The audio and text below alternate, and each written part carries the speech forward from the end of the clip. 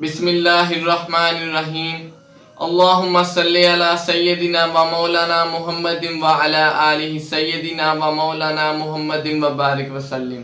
عزیز ناظرین السلام علیکم۔ آج ہماری 14ویں فضائل اعمال کی تعلیم ہے۔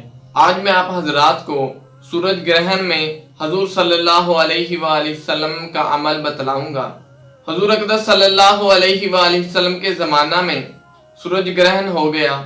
صحابہ رضی اللہ عنہم اجمعین کو فکر ہوئی کہ اس موقع پر حضور صلی اللہ علیہ وآلہ وسلم کیا عمل فرمائیں گے، کیا کریں گے، اس کی تحقیق کی جائے۔ جو حضرات اپنے اپنے کام میں مشغول تھے چھوڑ کر دوڑے ہوئے آئے۔ نوعمر لڑکے جو تیر اندازی کی مشق کر رہے تھے، ان کو چھوڑ کر لپکے ہوئے آئے تاکہ یہ دیکھیں کہ حضور صلی اللہ علیہ وآلہ وسلم اس وقت کیا کریں گے۔ نبی اکرم صلی اللہ علیہ وآلہ وسلم نے 2 رکعت کسوف کی نماز پڑھی جو اتنی لمبی تھی کہ لوگ غش کھا کر گننے لگے۔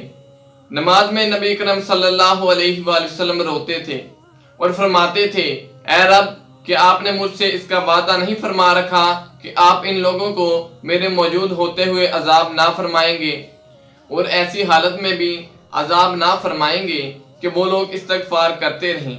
سورہ انفال میں اللہ جل شانہ نے اس کا وعدہ فرما رکھا ہے، وَمَا كَانَ اللَّهُ لِيُعَذِّبَهُمْ وَأَنْتَ فِيهِمْ وَمَا كَانَ اللَّهُ مُعَذِّبَهُمْ وَهُمْ يَسْتَغْفِرُونَ۔ پھر حضور صلی اللہ علیہ وآلہ وسلم نے لوگوں کو نصیحت فرمائی کہ جب کبھی ایسا موقع ہو اور آفتاب یا چاند گرہن ہو جائے تو گھبرا کر نماز کی طرف متوجہ ہو جایا کرو۔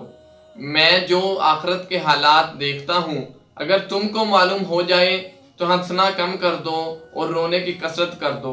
جب کبھی ایسی حالت پیش آئے نماز پڑھو، دعا کرو، صدقہ کرو۔ اللہ تعالی ہمیں اس پر عمل کی توفیق عطا فرمائے۔ اگر آپ کو یہ ویڈیو اچھی لگے تو اسے لائک کریں، کمنٹ کریں اور شیئر کریں، اور ہمارے یوٹیوب چینل کو سبسکرائب کریں تاکہ آنے والی ہر ویڈیو بر وقت آپ تک پہنچ سکے۔ اللہ تعالیٰ آپ کو اور ہمارا حامی و ناصر ہو۔ اللہ حافظ۔